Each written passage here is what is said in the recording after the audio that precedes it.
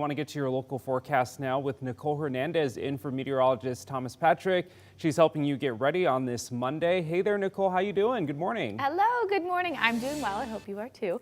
I would like to point out, though, the difference in the time between here and London, because while they're super sunny, we're just barely seeing the beginning of our sunrise starting to peek through our skies, but still that pavilion lighting up Spokane this morning, and it's a little chilly out as well. So right now we're at 50 degrees here in the Spokane area. So if you are headed out, getting up ready for school, up ready for work, make sure you grab a jacket because you're going to want that if you're heading out the door this morning. Looking across our entire region, we're again 50 here in Spokane, 52 in Wenatchee, Moses Lake in the 40s at 45 degrees, 52 in Coeur d'Alene, and 55 over in Sandpoint. We are tracking a tiny bit of moisture over that Sandpoint area right now that's slowly been moving its way out.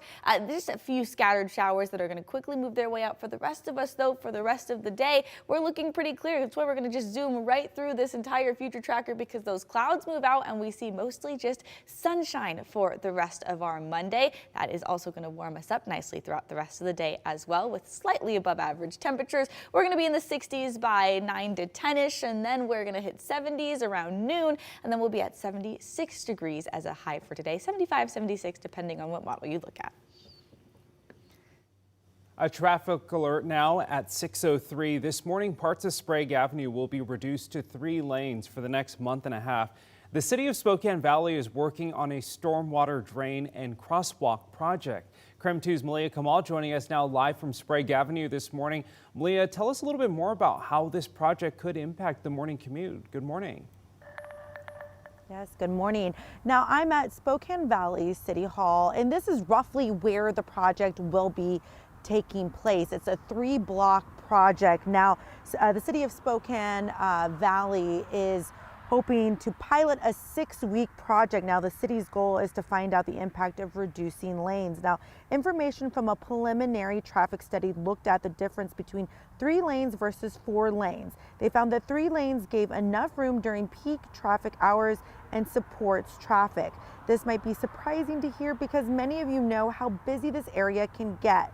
This project is all to make more room for storm water treatment and a shorter pedestrian crossing. Now, traffic control devices will be placed in for about 6 weeks to observe drivers' behavior, measure actual vehicle speed, and see how the reducing of lanes impacts traffic. Now, one of the goals of the project is to reduce speed on a portion of Sprague. So let's take a look at where these changes are taking place. It's the westbound Sprague Avenue between University Road and Harold Road, which spans again about 3 blocks. Now the big one though is on Sprague Avenue. This area is being reduced from 3 lanes to 5 lanes. Now the project begins today and is expected to wrap up towards the end of October. Now the city of Spokane Valley would like your input. They do have a survey that is on their website, but if you text the word roads to 509-448-2000, we will send a link directly to your phone. In Spokane Valley, Malia Kamal, KREM 2 News. Happening today, Spokane City Council is expected to vote on an illegal camping ordinance. Under the ordinance, it will not be allowed to set up a tent within 50 feet of viaducts, 3 blocks of congregate shelters, or in places where Spokane police say is a danger to public safety. The latest update removes the condition that shelter beds must be available to enforce restrictions, except for camping along the Latah Creek and Spokane riverbanks. In those instances, camping is allowed if shelter space is not available. It is important to note that this ordinance is different from the mayor's sit and lie ordinance. Her ordinance prohibits camping on downtown city sidewalks between 6 a.m. and midnight. Neither of these ordinances apply to people staying at the homeless encampment near I-90 in Freya.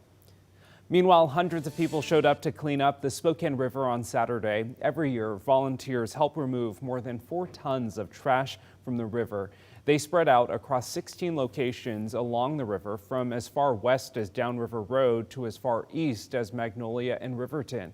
Volunteers say it is important task since trash and litter pileup on the riverbanks can disturb ecosystems. If you just think like, oh, just one soda can, and you just toss it aside thinking it won't cause any harm, you should probably think twice about it, because that soda can could probably cause a lot of disturbances for anything that's living in the water and also the people out here as well. Volunteers say they picked up all kinds of trash from the river, including broken glass, plastic, bags, and even clothing. It's 6:06. Let's take a look at your morning rush. More news in less time. Today, the wrongful death trial of the 35-year-old David Novak is expected to begin. Spokane police shot and killed Novak in 2019. The department says they thought he was armed with a gun. It was later found that Novak had a metal bat with him instead, not a firearm. 7 months after his death, the Spokane County prosecutor decided lethal force was justified. However, Novak's family believes Spokane police wrongfully shot and killed him. They're now suing the city for his death. New court documents show a Spokane woman helped her fiance murder a teenage boy. Brenda Cross was arrested, and it came after she told a coworker about her involvement in the murder.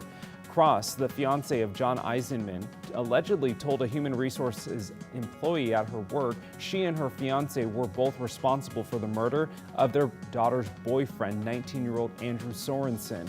Cross is now being held on first-degree murder charges with bail set at $1 million. The National Transportation Safety Board is set to work with the Navy later this month to recover the wreckage of that float plane that crashed off of Whidbey Island. The agency says recovery efforts are expected to begin 1 week from today. Crews will use a remote-operated vehicle, crane, and barge to lift pieces of the wreckage from the seafloor. The NTSB says it could take up to 2 years to finish the investigation. The Washington State Debate Coalition announcing Senator Patty Murray and challenger Tiffany Smiley will face off in a U.S. Senate debate at Gonzaga next month. The debate is planned for October 23rd at 5 p.m. While the event is free, tickets are required. We'll let you know about more details as soon as the debate gets a little bit closer. And that's a look at your morning rush. From teachers to rail workers, timber unions, and even baristas, we've been following strikes and labor disputes in Washington and all across the country. So you might be wondering, why is this happening so much lately? While wages are a big issue, that's not actually what gets people to the picket line. Many attribute the recent rise in the labor movement is the pandemic and worker safety standards. What gets people to go on strike is basic issues of dignity, respect, and a feeling of lack of power, essentially. So far this year, more Washington workers are requesting to form new unions compared to the last 3 years.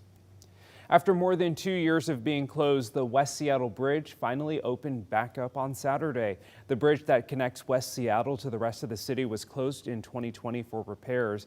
Cracks found in the bridge's support structure were spreading quickly, and many West Seattle businesses struggled since the bridge closed. And now they hope it reopening will reignite the neighborhood. The restaurants, the bars, the little local shops that we have here in West Seattle, and again, just it being more accessible and the commute time being shorter, I think, it'll bring definitely more people over here.